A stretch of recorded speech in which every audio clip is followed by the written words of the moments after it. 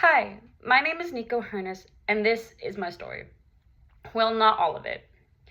I was born July 7th, 2000, in Artyom, Russia.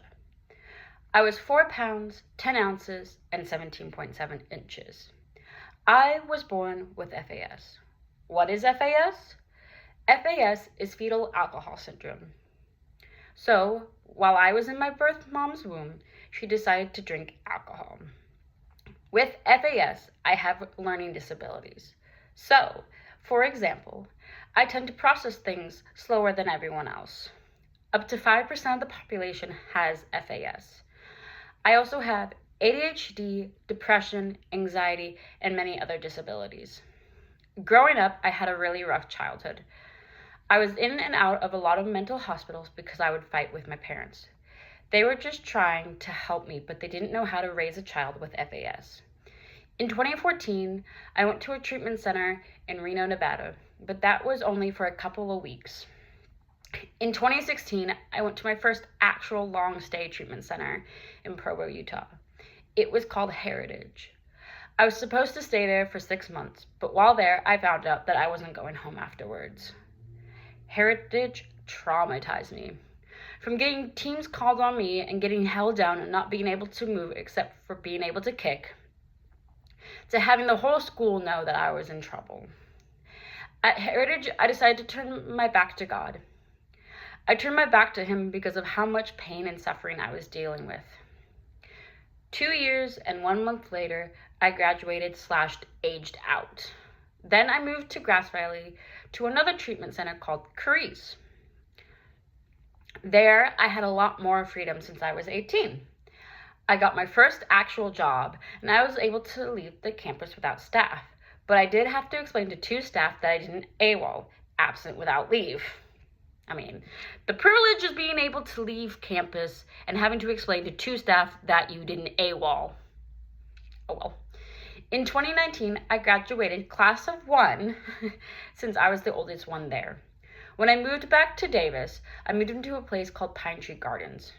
It was while living at Pine Tree that I found out my mom had cancer. That was the hardest thing for me. Imagine not being able to call your mom when you're upset, hurting, angry, or however you're feeling. Imagine not being able to hug your mom. Imagine not being able to tell your mom that you love her. That is what I'm going through every day. I ended up going through some really bad depression. On April 17th, 2021, my mom died. That was really hard for me. I became very depressed, and the next day I had to be admitted to the hospital because I was suicidal.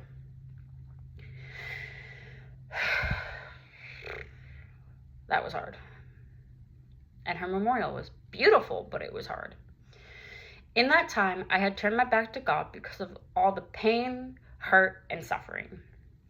I told God, why did my mom get sick? That should have been me in the hospital bed with the brain tumor, not her. I was the one who made her life hell. I was constantly blaming myself. Then, one day, I met DCF, Davis Christian Fellowship. While I was with DCF, I was able to get back on my feet. It was when we were at Fall Retreat at YWAM Chico that I decided to let God back into my life. And then on December 7th, 2024, I decided to get baptized. I've been through a lot in the last several years, especially with all the people who I lost due to different sicknesses. But what I do know is that I can't change anything from my past. If it wasn't for DCF and all the amazing people who I have met, I wouldn't be here on this earth today. So thank you. If you know who you are, you know who you are. And if not, I would list you all off, but that would be like an hour long, and that would be, no, I'm not doing that. But if you know who you are, you know who you are, and if you don't, sorry.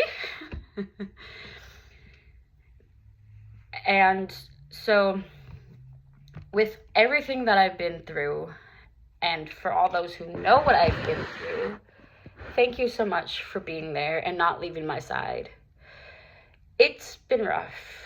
From losing my mom, from going to treatment centers, from mental hospitals, from being judged, from, I guess, feeling like I don't fit in, no matter where I go.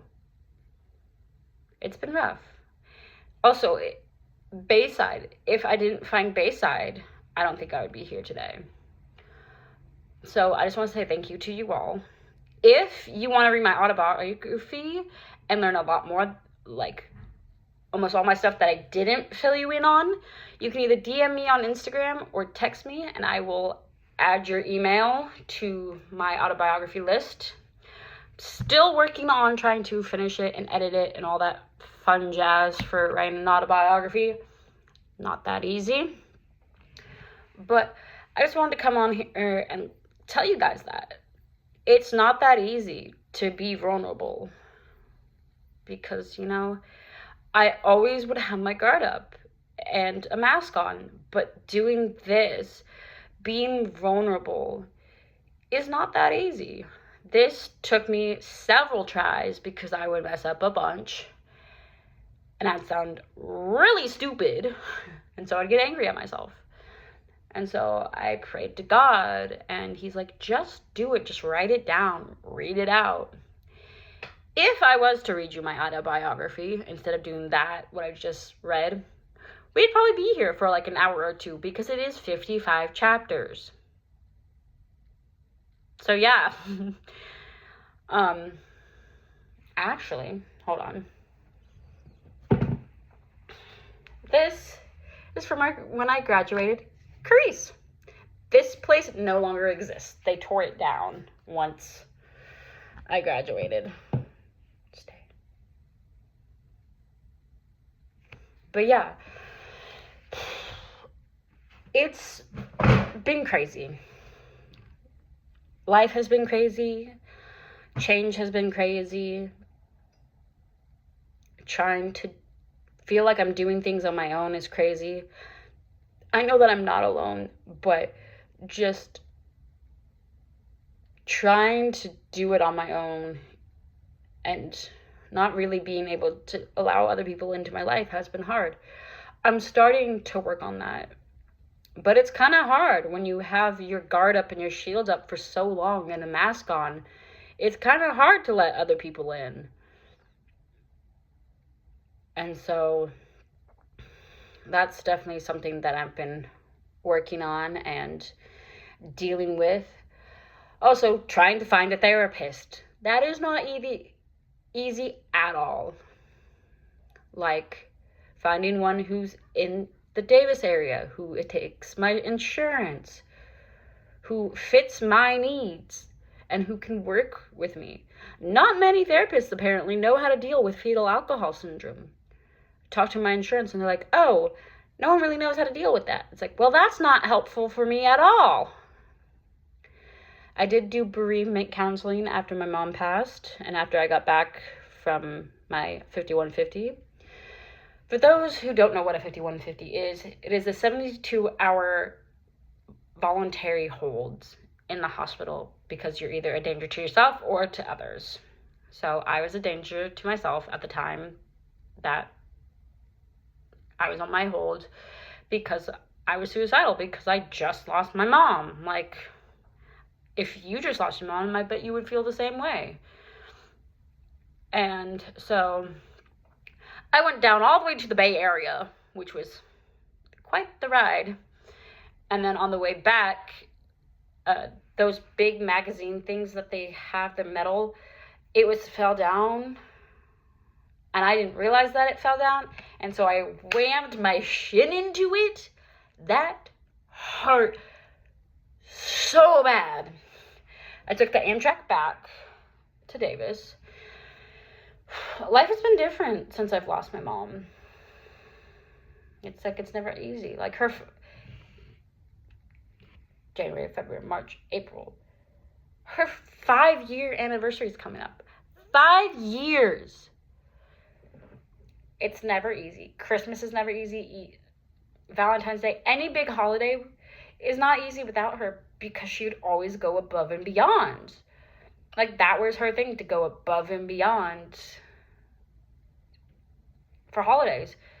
Like, for birthdays, she would make you feel special. Valentine's Day, Halloween, Christmas, Easter, New Year's. She just loved to go above and beyond. That's just the type of character she was. And so none of it's easy.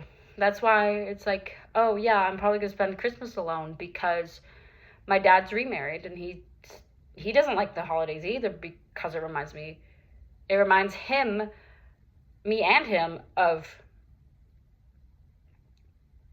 my mom, his wife. My brother's in Sacramento, and so sometimes he goes to New York to go see his girlfriend. Katrina, my sister, is up in Portland with the baby, and she doesn't want to see me until maybe the summer or something. So it's just like, oh, most likely I'll be by myself. Unless I have something planned with my dad randomly. Or if I get invited to somebody's house. Otherwise, it's just me, myself, and I. Also, Thanksgiving is another one. It's just learning to adapt to loss is hard. But, that's just how things are, is learning to adapt. That's how life is. Learning to accept change. That was like the biggest thing for me. And also just blaming myself for my past. I'd always do that. And it's like, why am I doing this? My past is not my fault. Like, my past is my past. I can't change that.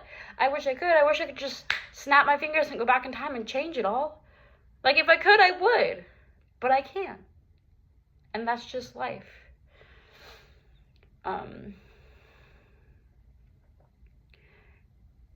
It's like, how do I let people in who want to help me if my guard and mask are on and up? You can't, because everybody thinks you're okay. And they're like, oh, they're fine, they're okay. I tend to keep saying, I'm okay, I'm fine, whatever. I'm not okay, and I'm not fine. But I feel like people are too scared to be like, you're not okay, or you're not fine, tell us why, because then if I try and start to tell you guys why, you're like, oh, no, I don't want to hear that. Have you talked to a therapist? Hence why I have my guard and shield up, because I try and explain how I'm really feeling to people, and they're like, oh no, I don't want to hear that. I'm not a therapist. Have you found a therapist? It's like, okay, do you want to know how I'm actually doing, or do you just want to ask because you want to pretend you're caring? It's frustrating. And so that's the cycle I've been on. It's like, oh, I'm okay, I'm fine. In reality, I'm not okay, I'm not fine. But if you ask, I get pushed away, and people are like, oh, have you found a therapist yet? It's like, thanks for asking, and thanks for actually being like, oh, actually, I don't care. Have you found a therapist? It's like, I'm waiting for that one person to be like, are you okay? And I say, I'm okay. And they were like, I feel like you're not okay. Tell me why. I'm able to tell that person, and them being like, how can I help? Or what can I do to help you get through that pain and that suffering? Without judging me and being like, oh, actually, have you found a therapist? And blah, blah, blah. Have you talked to the pastor? Have you talked to this person or this person or this person? It's not that easy.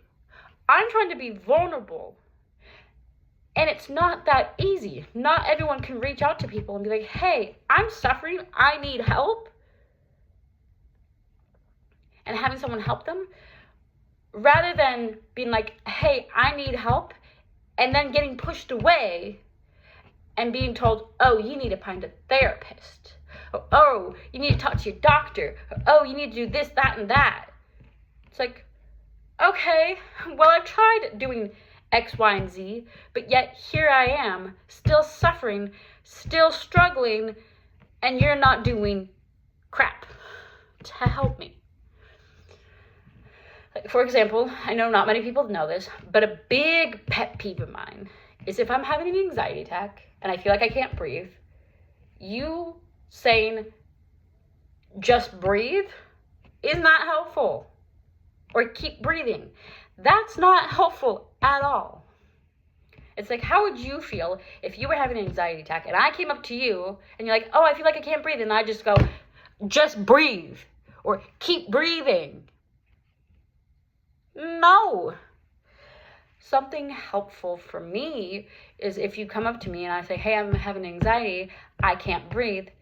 bringing me out of a space that might be provoking my anxiety, like say if it's a big crowd or something, bringing me outside and being like, hey, do you want to try breathing together? And trying to help me calm down and be like, hey, what do you think triggered your anxiety attack? Is there a way I can help you get through it? Rather than just being like, oh, you're fine, just breathe. Just breathe, girl, just breathe. That's not what I want to hear in the moment. In the moment, I'm having an anxiety attack. I can't breathe. I can't think straight. I'm trying to get over the hump of me having an anxiety attack. So if you notice me having anxiety, maybe just be like, hey, Nico, do you want to go outside with me and we can breathe together and we can work this out together? That would be wonderful. But so far I've only gotten, breathe. Just breathe. You'll be fine. It's frustrating.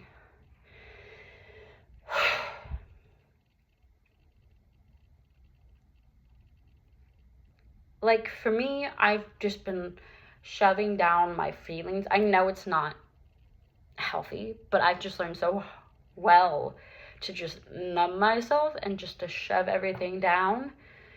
And so I know at some point I'm gonna snap and I'm gonna break and I'm gonna start getting angry at people for no apparent reason. Not because you did anything wrong, but because I've been bottling up my emotions. And if someone does something, even if it's something so little and it's like not even like a big thing, I might snap. And so I've been trying to work on that, like preventing me from snapping and exploding, because, you know, I don't need people being like, what the heck did I do? Why is she getting angry? Why is she getting mad? Why is she yelling? Why is she doing whatever? Like my dad taught me, if it's a small problem, have a small reaction. If it's a medium problem, have a medium reaction. If it's a big problem, have a big reaction. Don't mix and match. Like, don't have a small problem and have a huge reaction, and don't have a huge reaction and have a small reaction. You know what I mean? So that's another thing that I've been trying to work on. But, you know, life is not easy. So I just want to say again, thank you so much for listening and allowing me to talk about this stuff, because it's hard and I'm being really vulnerable right now. I am letting down my guard and I'm letting down my shield to tell you guys this. So yeah, and as a reminder, either DM me on Instagram or text me if you have text, and I will add you onto my adopted child Google Docs. If you want to just drop your email and I will add you. Thank you so much, you guys, for letting me actually finally do this. I love you all until we see each other again in person, or until I make a really funny video where I'm roasting the crap out of my pastor. Not Wesley. Wesley's a great pastor. Wesley's a great pastor. Pastor Dan. I don't know why I like to roast the crap out of him, but he just gets roasted one way or another. All right. I love you all. Bye.